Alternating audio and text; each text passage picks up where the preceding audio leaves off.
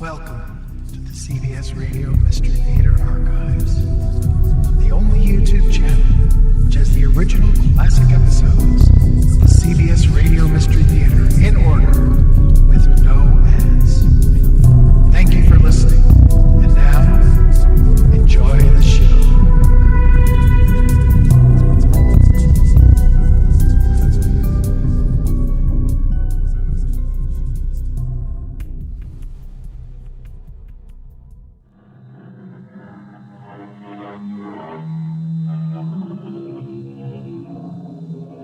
Come in. Welcome. I'm E.G. Marshall. Tell me the truth. Are you sensitive, impressionable, tender-hearted? Squeamish, maybe? Are your sensibilities easily offended?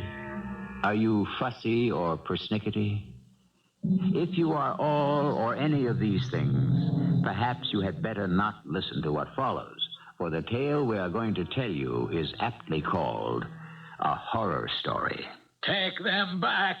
Take back these slippers. You don't like them? They are bewitched. But they're so beautiful. They are cursed. They are the spawn of Satan. Take them back.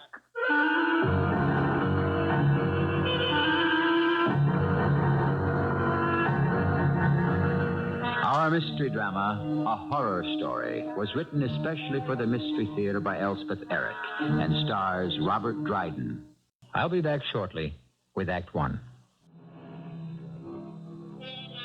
You have been warned. You're about to hear as dreadful a tale as has ever been told, appalling in its frightfulness. So pause a moment. Think hard whether you're able to endure it. If you have qualms about listening, turn to something sweet and soothing. But I urge you to gather your courage and listen. Nothing on the first floor, nothing on the second. Only the third floor remains to be explored. Why do I bother? Why do I persist? Well, if anyone cares, this place fascinates me. Has for 20 years. Ever since I first came to New Orleans in 1829 and saw a crowd of frightened people gathered outside this building on Common Street. By eavesdropping among them, I learned that they thought the place haunted by a collection of gruesome ghosts. Now, let's see what's in here. Oh, I declare, if the third floor yields no more than the other two, I say, what an exquisite fireplace. So delicate, pure Adam. As a world traveler, I've become something of a connoisseur. Still, Oh, what's this? Looks like a loose brick in the chimney breast. Oh, really, the town should take better care of... Let's see if I can pry it loose. Oh, yes, I can. Oh, why are people so neglectful? Still, no one comes here anymore. They're too frightened, I suppose. Imagine being afraid of ghosts. Got it. Good. Now, what may I find here? What could there be in the space behind the... Oh, yes. There's something. Yes. There's a little book. A little book bound in red Morocco leather. And that... Wait, what have we here? Oh, good gracious. A pair of shoes. Oh, how sweet, how dainty. Now back to the little book. Oh, my word. It's a diary. And the name embossed on the cover is plain as day. Gaston Donnet. Gaston Donnet. Monsieur Sauvinet? Come here immediately. Something wrong, Monsieur Sauvinet? An emergency. The Count is coming for dinner. It's his first visit to the Palais Sauvinet, and what do you think has happened? The head chef has had an accident, and he's in the hospital. Oh, what a pity. Well, you know who the Count is, don't you? Oh, I know. What's to be done? There's nothing to be done but turn the whole thing over to you, Gaston. What? But I've been engaged as assistant chef. I don't have the capacity, the experience. My friend, there is no help for it. I'll tell you what. I'll give you Pierre all to yourself. Pierre? The scullery boy? Well, he's been with me for 2 whole years. Pierre, Come here. You'll see Pierre is very knowledgeable. Yes, Monsieur Chauvenet. Pierre, my boy, who do you think will dine with us tonight? The Count himself, friend to the king. But the head chef, he's at the hospital. Unhappily, but we must not let that affect us in the least. Monsieur Gaston Donnet here will be in charge. Oh. And you, Pierre, you are to leave everything else to others and devote yourself to him. Do you understand? I understand. Now, what shall we prepare for the Count, huh? Perhaps a leg of lamb Eslington with the proper vegetables? A Normandy sole before that. Oh, and for his particular pleasure, truffles served in the silver cocotte and wrapped in our finest linen napkin. Oh, the poor Gaston Donnet, poor chap.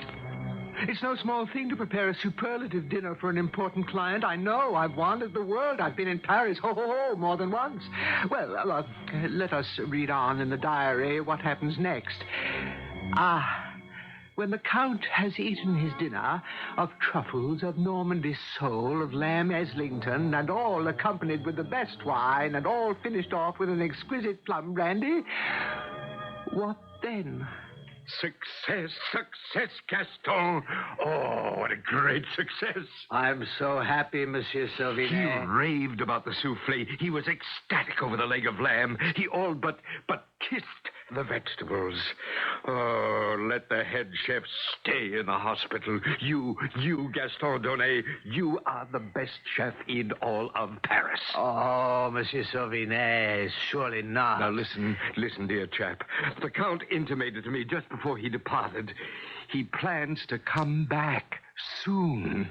It's too much. Now, try your eyes and get on home, because that's where I'm going. Pierre? Monsieur? You'll close the place, won't you, so that our heroic friend here can go home? Yes, Monsieur Chauvenet. Then good night, my valiant Gaston. Good night until tomorrow. Good night. Oh, what a glorious night it has been. Aren't you going home, Monsieur Donnet? What? Home?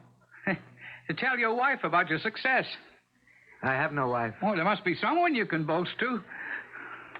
Monsieur Sauvinet said the Count adored the souffle and the lamb. All but kissed the vegetables, he said. But he said nothing about the truffles.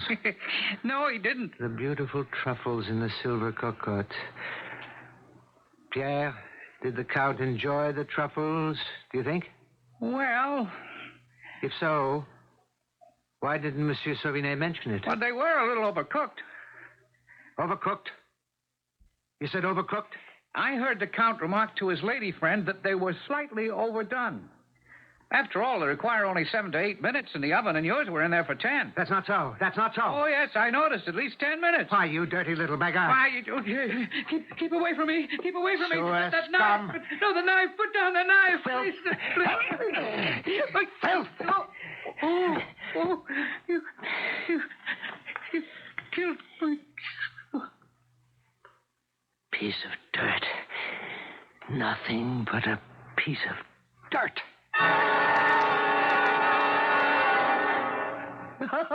Absolutely incredible. Fantastic. Oh, my, I'm not at all sure I should let you hear this part. It's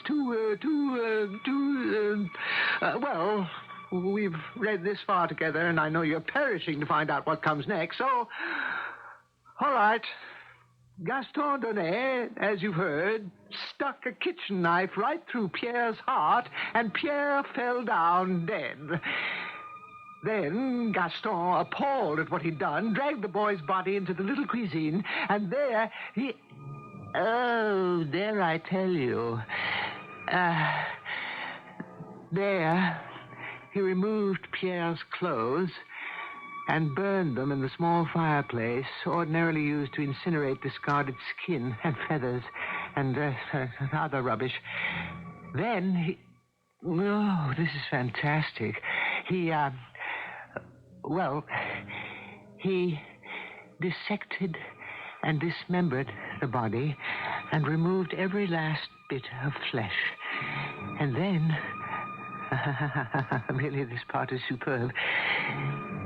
He prepared the flesh in any number of ways.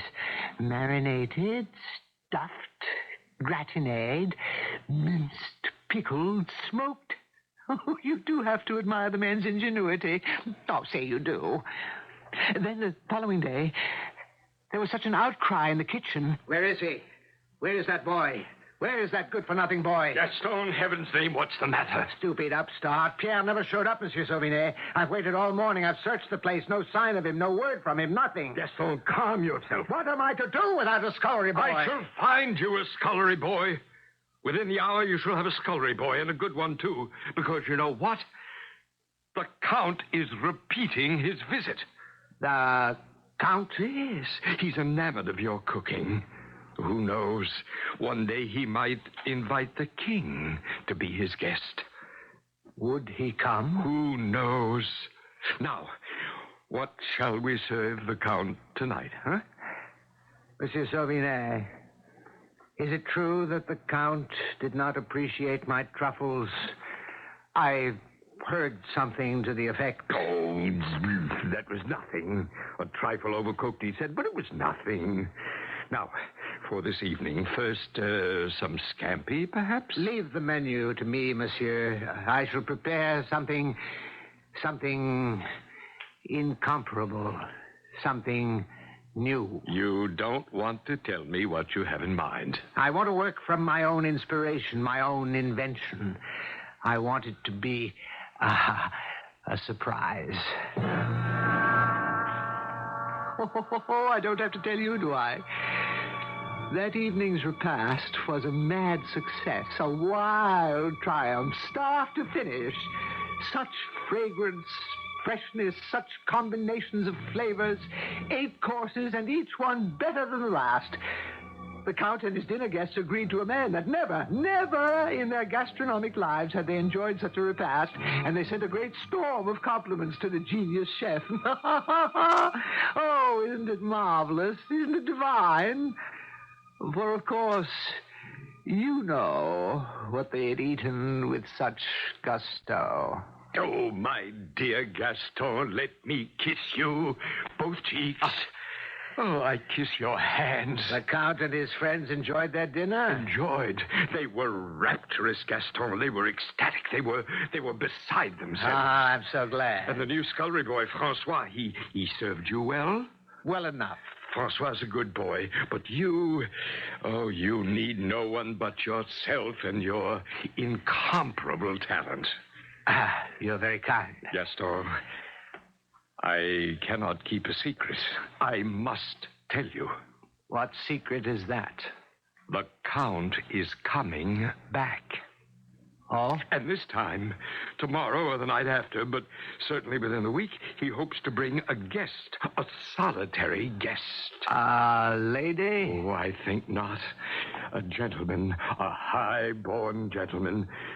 The most noble gentleman of them all. What you mean? A royal gentleman, Gaston. Him?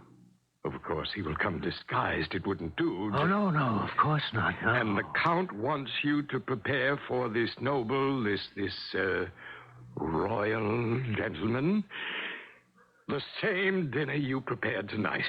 The same? The very same. Oh, my reputation is made. Just wait till everyone hears.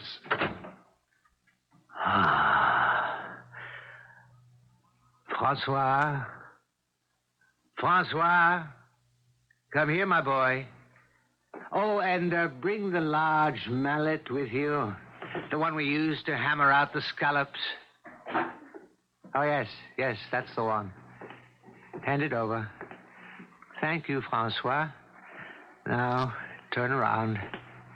No, face the other way. Yes, that's it. Now stand very still. I'm sorry, Francois. But what else could I do? It doesn't doesn't say in the diary if the Count's guest was actually the king himself, although it does say that both gentlemen enjoyed their dinner immensely and sent the most effusive compliments to the chef. However, according to what it says here, shortly thereafter, great outcries were raised by the mothers of the two vanished boys, and Gaston Donnet suddenly left Paris, never to return. Which is quite understandable, wouldn't you say?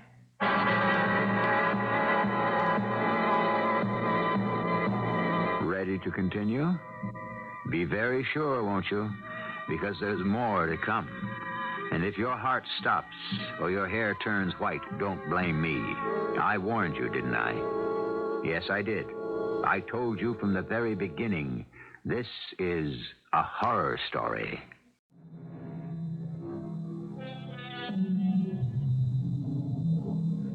Shall we proceed, sweet ladies, kind gentlemen? Remember, this tale has come down to us in the form of a legend, built little by little by one storyteller after another, each one delighted in what he had been told and then added whatever provocative details he thought might captivate his audience and seduce it into listening longer. That is, after all, how legends have come into being since the world began. Ready for the diary again, And for a change of scene? In 1829, New Orleans was already a fair city and a prosperous one. A proud and stylish and extremely forceful man, Mr. Poncet, was the leading citizen of New Orleans. And into his office one day stepped a sturdy, aggressive man who looked to be about, 50 years of age. Mr. Poncet, I believe. The same, sir. And whom do I have the pleasure of addressing? My name is Ferraud, sir. Lucien Ferraud. A stranger to New Orleans? Oh, not completely, sir. I have been plying my trade for some months. And your trade is? I am a shoemaker. You mend shoes, do you? No, I do not mend shoes, Mr. Poncet. I make shoes by hand. I cut every piece of leather. I sew every stitch with these two hands. I see. Well, now, what can I do for you, Mr. Ferraud? Everyone tells me you are the most influential man in New Orleans. I want to buy that building on Common Street. Which one do you have your eye on? The one with 3 stories, 6 chimneys. It's the only one vacant at present. And you want to move your shoemaking enterprise into that building? I do, sir. Isn't it a bit large? 3 floors? 1 floor. The first one will suffice for my workroom. The 3rd floor, that will be my home. I have walked through it. The light is wonderful, and the exquisite fireplaces in every room. But do you need so many rooms, a man living alone? Nah, but I shall not be living alone. I got married yesterday. Did you now? Well, that's splendid.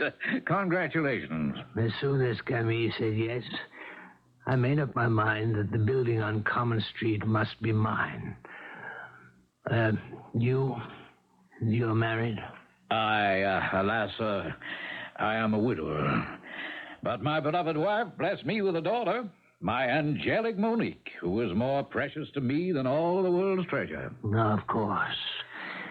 How old is Monique? 17 in a few months.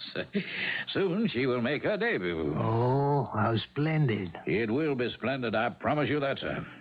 I'm willing to spend half of all I've got to see that she's introduced to society in the grand style. Perhaps when she has chosen her gown and had it made, perhaps you would come to me for the shoes. Perhaps I shall. By the way, Ferraud, what do you propose to do with the 2nd floor? You'll have your little shop on the 1st, you'll have your living quarters on the 3rd, but what about the 2nd? What'll you do with that? Oh, I'll find a use for it. Things are settling down. Quite a prosaic little diary, after all. There are lots of mundane details I won't bother to pass on to you, all about Pharaoh fixing up the top floor, this very floor which I stand on now, and moving in with his rather colorless wife, Camille. Grandiose claims of how his shoemaking industry flourished. A lot of petty boasting that you wouldn't be interested in. But now... yes. Here it starts to get interesting again. You like this part, I think. Good morning, Mr. Oh, I was looking for Mr. Lucien Farrow. Is he here? He's gone out on an errand. But he will be back. He didn't say when. Oh. I wanted to ask him to make something for me, something very special for my daughter, Monique Ponce. You work here for Mr. Farrow? I'm his wife. Oh, I'm sorry. I didn't realize. I haven't had the pleasure. Tell me, Mrs. Farrow, are you enjoying your new home? It's very nice. Your husband's fame is spreading, all over New Orleans. So he tells me. Everyone says his slippers are the softest, the most pliable, so flexible. The ladies who worn them say they can dance all night and on into the morning. So I've heard. I'll tell you why I'm here, Mrs. Farrow. I wanted to order a pair of his wonderful slippers for my daughter, Monique. Look here, I brought a swatch of the material her dress is to be made from. My daughter has dark hair and dark eyes. Well, you can see. This is the material. Damask, isn't it? I believe that is what they call it. White damask, with just the faintest little thread of gold running through it. Beautiful. Beautiful. Now, if your husband can make shoes to match, will he be back soon, do you think? I've got no way of knowing. He never tells me anything. Oh, well, I'll wait a bit. Suit yourself. Tell me, your husband has rented out the second floor, hasn't he? Yes, he has. To a restaurateur, I believe. A private dining salon, they say. So they say. Small, but elegant. So I've heard. Oh, forgive me, Mrs. Farrow, but you talk as though you'd never seen it. I never have. Well, I am surprised. Your husband makes an excellent investment, and you don't even care to see it? Oh, I care. It's grown famous all over New Orleans. The cuisine, everyone raves about it. So he tells me. But you have never dined there. Oh, no. Here's my husband now. Mr. Ponce. Glad to see you, Mr. Farrow. Mr. Ponce wants to order a pair of slippers. Oh, fine. For Monique, for my daughter. I showed your wife the material her dress is being made from. You see, this is a small swatch. Very nice. I can get more if you'd care to make the slippers to match exactly. No, that wouldn't do at all. Well, I simply thought... I have my own materials. Well, if you insist. I do insist. My materials are 1,000 times more pliant than this damask. Oh, whatever you say, Farrow. Well, good day, Mrs. Farrow. Good day.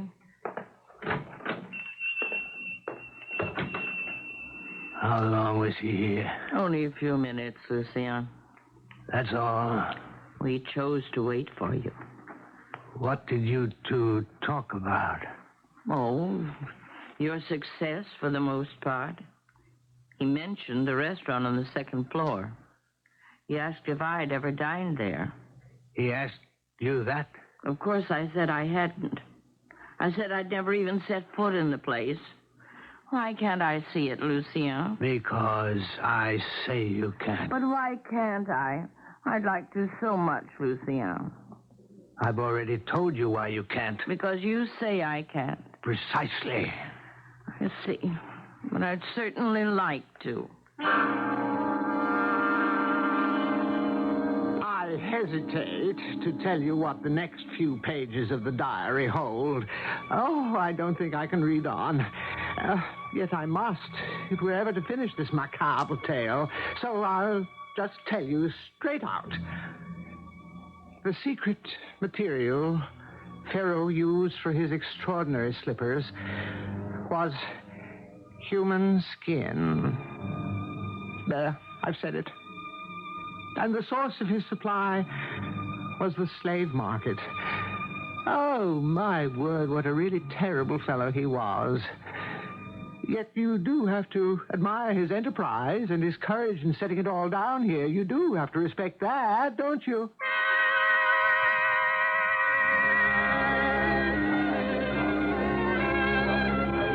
Yes, sir?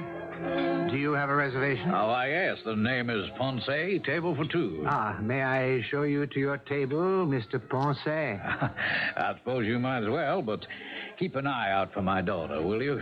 We're dining together. She has dark hair, dark eyes, and she'll arrive alone. I'll watch for her and bring her to you. Ah, here's your table. Can I order you an aperitif? Oh, no, thank you. I'll just wait for my daughter. As you wish, sir. My appetite has been whetted by what I've heard of your cuisine. I'm looking forward to... I beg your pardon. I think I see a lady alone. It could be your daughter. Monique. Her name is Monique. Good evening, madame. You're expecting a gentleman? No, I'm by myself. I just wanted to see what it looks like. The management does not permit ladies unescorted. Are you the owner? I am the owner. Now, if you please... Lucien Ferraud is my husband. He's your landlord. I cannot permit you to stay. He owns this entire building. It's his shoe shop on the first floor. I help him there sometimes, and we live on the third floor. But I've never set foot on this floor, and I thought... Absolutely impossible. If I could just look in this once... On the other hand, come with me.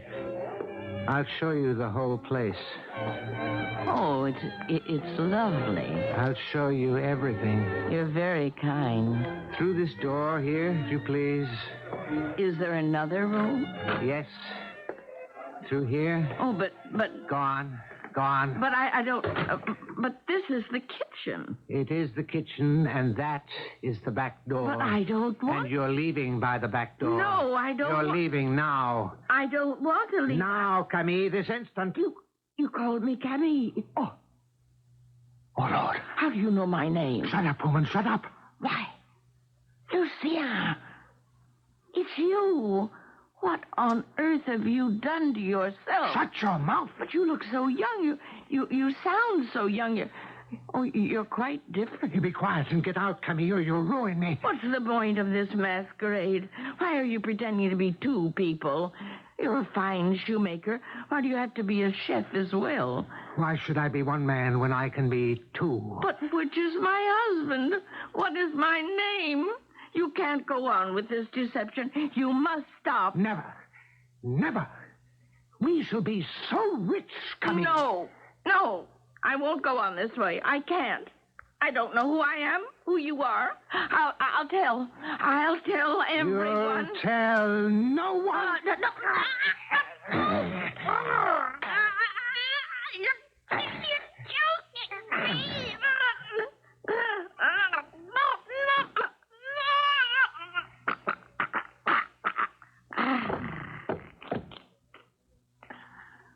Oh, Camille.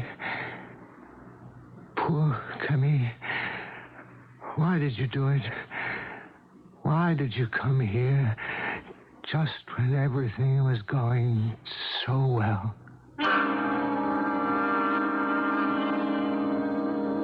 Poor Camille, indeed. For her desperately ambitious husband strangled her right there in his own kitchen. And then... Oh, merciful heavens, I hate to tell you what comes next, what it says here.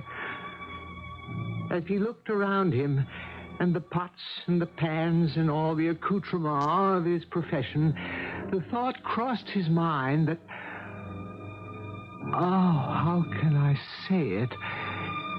He thought to himself, what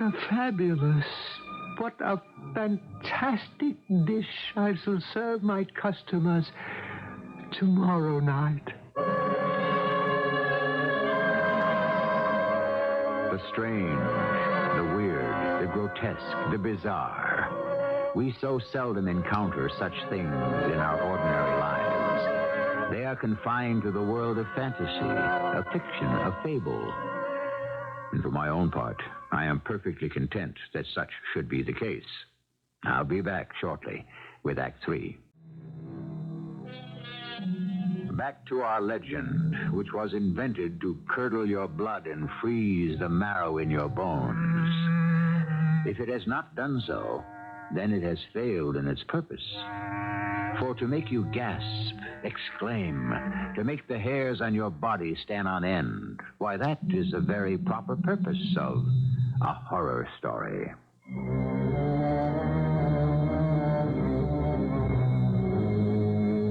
Oh, I'm feeling better now. Able to read on, I think. There's a passage here that reveals what you must already have guessed. The proprietor of the restaurant on the second floor was not only Lucien Ferraud, he was likewise Gaston Donnet from Paris. Oh, dear me, how things are turned around in this world. It's enough to make one's head spin. Well, anyway, the diary goes on quite calmly for a while, and then...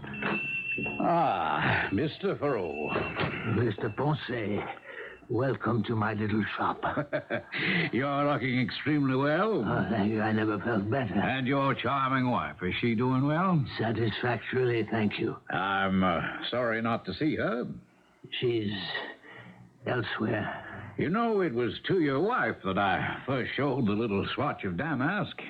She admired it so much. And I told her about Monique's debut.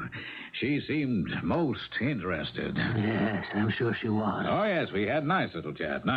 We spoke of your tenant. My tenant? The man to whom you let the second floor. Oh, yes. And the restaurant that he opened. Why, it's become almost as famous in New Orleans as your delectable little slippers. Has it indeed? Yes. Well, shall I fetch the slippers, Mr. Ponce, for your daughter? Ah, Monique's slippers. Yes. Of course. That's what I came for. I have them right here. Here. Here they are. Oh, Mr. Ferraud. Oh, my friend. You like them? Like them? I have no words to convey what I feel. How white they are. How pure and white. Yes. Oh, they are like jewels. Royal jewels. I call them my masterpiece. Has your wife seen them? Emmy? No. I haven't shown them to her. It'd be so nice if she were to come in right now. That is unlikely. Before I take them home? You might have a long wait. Yes, you're right. I must take them home and show them to Monique. God bless you, Ferraud, and give you continued success. Have you guessed it? Has your clever little mind penetrated the secret of Lucien Ferraud's latest adventure? Have you succeeded in following the intricacies of his criminality? If so, I don't have to tell you that the soft and subtle slippers which Mr. Ponce carried home in triumph were made of the white, young skin of Camille Ferraud.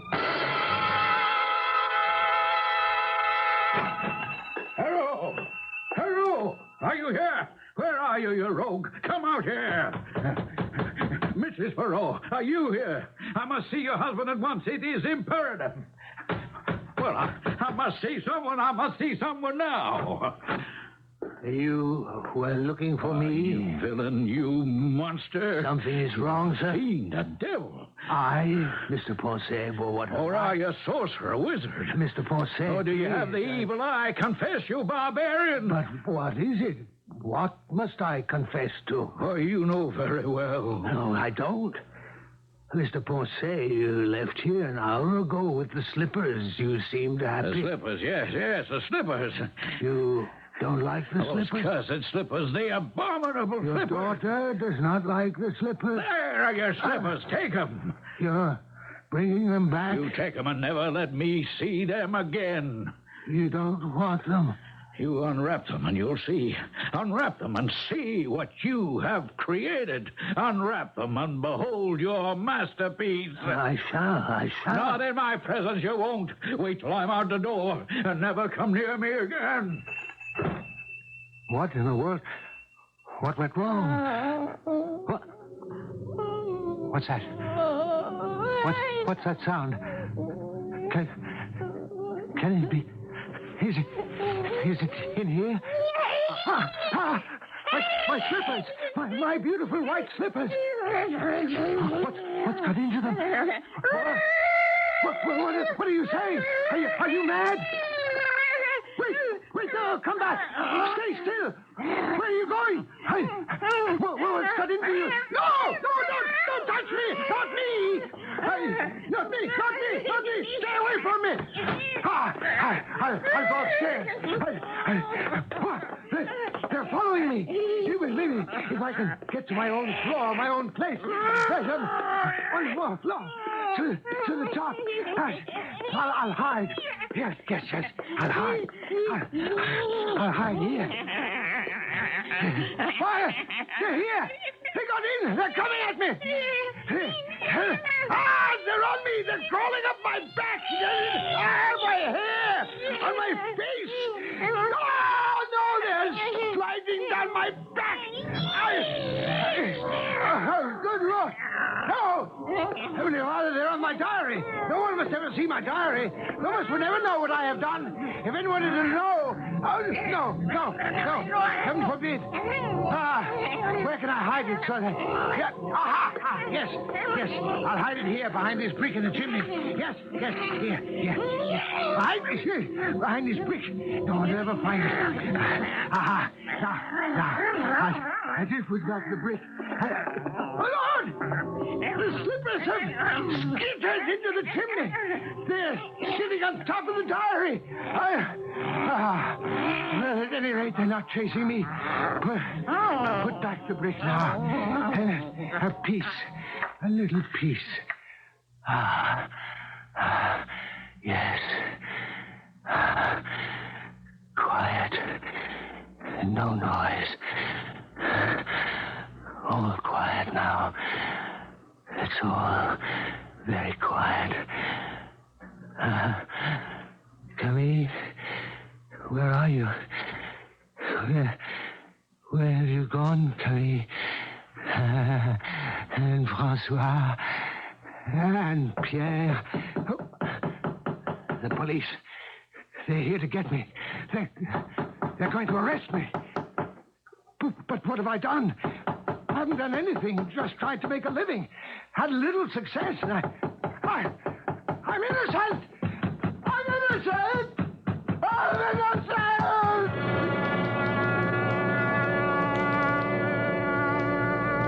Dear friends and citizens, may I have your attention?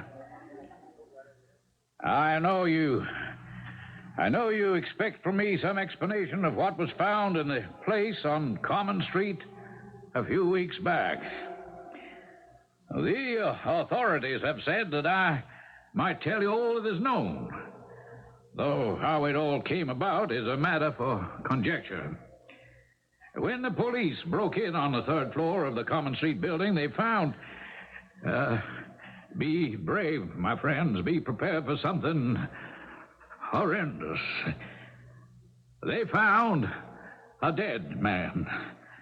They think they recognized him as the owner of the building, though, to be brutally honest, they could not be absolutely sure because the body, good people, had been skinned. Yes, my friends, they have concluded that this poor man went mad and flayed himself alive.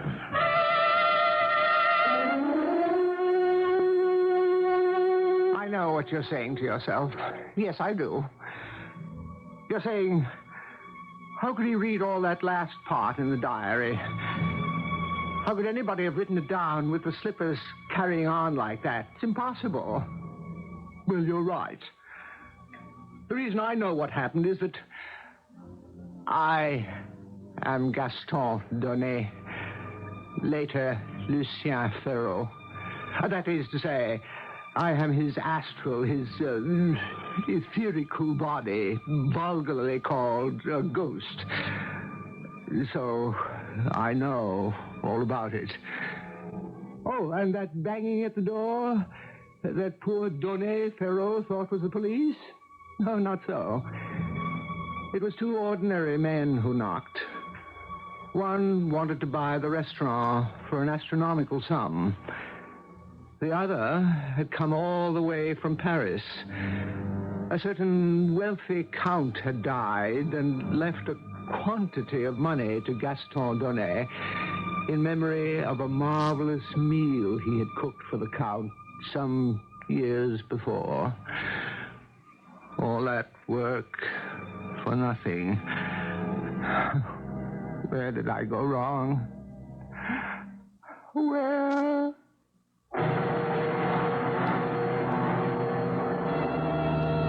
It seems clear that there was a place on Common Street in New Orleans 150 years ago, and a man certainly did rent it, and opened a shoe shop on the first floor, and rented out the second floor for a restaurant, and lived with his wife on the third floor, and later died. And no doubt there was something strange about the man, but those are all the verifiable facts we have. As for the rest, well, you know how people talk. And as they talk, legends are born. And legends grow. And legends never die. I'll be back shortly. The horror story in modern literature started with The Castle of Otranto, written by Horace Walpole, quickly followed by The Mysteries of Udolpho by Anne Radcliffe. Honoré Balzac took up the form and improved on it in France. Bulwer Lytton rivaled him in England. And in America, it was brought to a peak by our own Edgar Allan Poe. Let's face it, the horror story is here to stay. Our cast included Robert Dryden, Mary Jane Higby, Ian Martin, and Arnold Moss. The entire production was under the direction of Hyman Brown. I hope you enjoyed this episode of CBS Radio Mystery Theater. If you've enjoyed this and want to hear more, please subscribe to this channel.